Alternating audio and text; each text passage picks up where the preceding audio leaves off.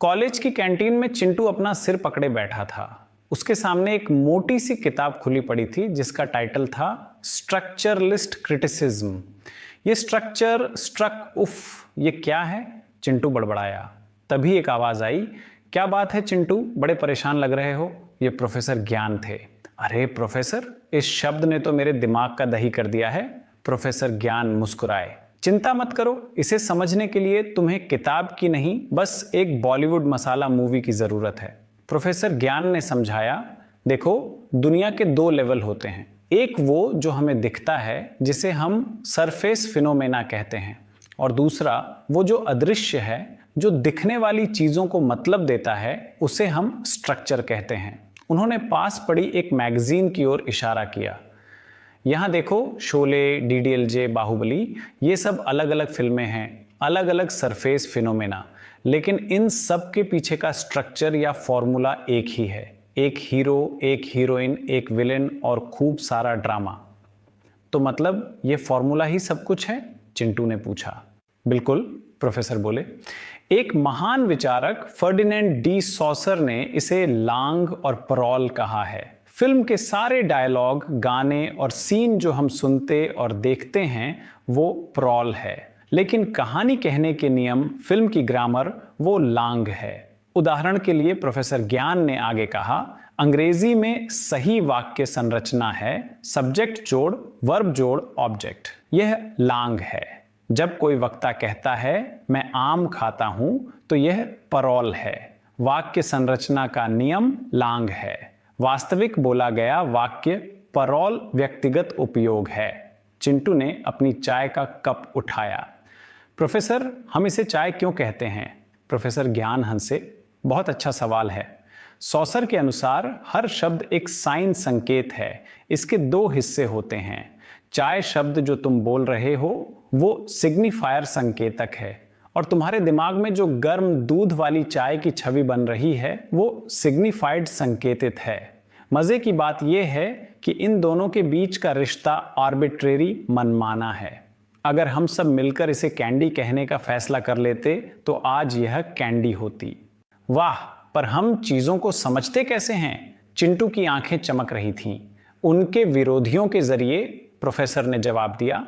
इसे binary operations कहते हैं। हम जानते हैं कि फिल्म का हीरो अच्छा है क्योंकि विलेन बुरा है। दिन है तो रात है, अमीर है तो गरीब है, पास हो सकते हो तो फेल भी हो सकते हो। एक के बिना दूसरे का कोई मतलब नहीं है। क्या यह फॉर्मूला सिर्फ कहानियों में होता है या असल दुनिया में भी? चिंटू ने पूछा। पूरी संस्कृति में, प्रोफेसर बोले। एक और विद्वान क्लॉड लेवी-स्ट्रॉस ने इसे स्ट्रक्चरल एंथ्रोपोलॉजी कहा। एक भारतीय शादी और एक पश्चिमी शादी के बारे में सोचो। कपड़े, रस्में, खाना, सरफेस फिनोमेना सब अलग हैं, लेकिन अंतर्निहित स्ट्रक्चर या माइथीम एक ही है। दो लोगों और उनके परिवारों का मिलन। प्रोफेसर ज्ञान ने कैंटीन में लगे टीवी की ओर इशारा किया जहां कुश्ती का मैच चल रहा था। उसे देखो, उन्होंने कहा। एक पहलवान हीरो जैसा है और दूसरा गुंडे जैसा। बिना कुछ सुने तुम जानते हो कि कौन अच्छा है और कौन बुरा। विचारक रोलैंड बार्थेस ने इसे सेमियोटिक्स यानी संकेतों का विज्ञान कहा। यहाँ पहलवानों के हाव भाव और वेशभूषा एक साइन सिस्टम है जो बिना एक भी शब्द बोले अच्छे और बुरे के प्रतीक बन गए हैं। चलो फिल्मों पर वापस चलते हैं, प्रोफेसर ने एक नैपकिन पर चित्र बनाते हुए कहा।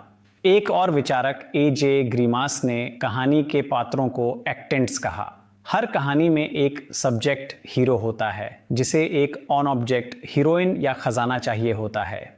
एक सेंडर जैसे कोई राजा उसे भेजता है और एक रिसीवर जैसे कोई राजकुमारी को वो ऑब्जेक्ट मिलता है। एक हेल्पर दोस्त मदद करता है और एक ओपोनेंट विलेन उसे रोकने की कोशिश करता है।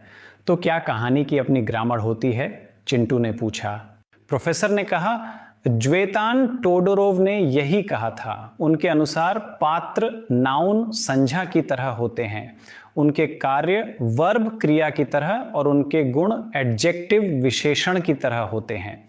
साथ मिलकर वे एक कहानी के वाक्य बनाते हैं। उदाहरण के लिए दुखी राजू संज्ञा जोड़ विशेषण, लड़ा क्रिया। अब राजू खुश है, संझा जोड़ विशेषण। देखो कहानी आगे बढ़ी। लेकिन प्रोफेसर, कभी कभी कहानीकार चीजों को क्रम से नहीं बताता, चिंटू ने कहा। तुम समझ गए, प्रोफेसर ने उत्साह से कहा। जेरार्ड जेनेट ने 3 चीजों का वर्णन किया। स्टोरी, जो वास्तव में हुआ, नैरेटिव, जिस क्रम में लेखक उसे बताता है, और नरेशन, जिस तरह से उसे बताया जाता है। जैसे अगर तुम्हारा दोस्त तुम्हें अपनी गोवा यात्रा के बारे में बताता है तो वह शायद समुद्र तट से शुरू करे, फिर बताए कि ट्रेन में क्या हुआ था। यही नैरेटिव का जादू है। तो क्या सभी कहानियां बस कुछ ही प्रकार की होती हैं? चिंटू हैरान था। लगभग। नॉर्थरप फ्राई ने कहा कि कहानियां 4 मौसमों की तरह होती हैं। रोमांस, जहां सब कुछ अद्भुत होता है, वो गर्मी है। ट्रेजेडी, जिसका अंत दुखद होता है, वो पतझड़ है। आयरनी सटायर, जो दुनिया का मजाक उड़ाता है, वो सर्दी है। और कॉमेडी, जिसका अंत सुखद होता है, जैसे हमारी ज़्यादातर फिल्में, वो वसंत है। वाह, तो सिर्फ लेखक का ही नहीं, पाठक का भी एक रोल होता है, चिंटू ने खुशी से कहा। बिल्कुल, प्रोफेसर ज्ञान ने गर्व से उसकी पीठ थपथपाई। जोनाथन कलर कहते हैं कि हम भी अर्थ खोजने के लिए कुछ नियमों का उपयोग करते हैं। इसे महत्व का नियम कहा जाता है। अगर कोई दोस्त मैसेज करता है, दूध लेने गया हूँ, तो यह एक साधारण संदेश है। लेकिन अगर यही पंक्ति किसी कविता में हो तो हम गहरे अर्थ की तलाश करने लगते हैं। स्ट्रक्चरलिज्म बताता है कि इन सभी फॉर्मूलों के माध्यम से अर्थ कैसे बनता है।